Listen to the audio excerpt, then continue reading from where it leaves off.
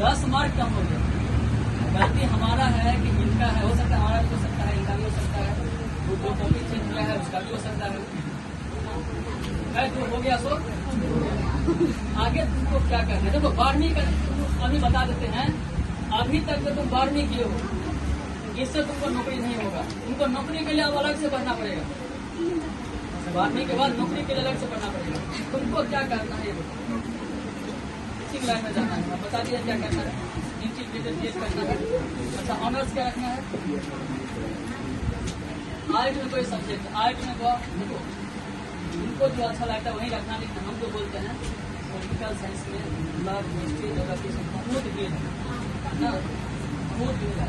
तो हम बोलते हैं आर्ट में सबसे अच्छा जाना है तो दिल्ली में जाना है। धन्यवाद आती और इसमें जाओ, ये सब जाओ है ना। जो भी पढ़ना है ऑनर्स में इतना पढ़ना है कि उससे कहीं भी क्वेश्चन आए ना नहीं ना, स्कूल में जाएंगे, कॉलेज में जाएंगे,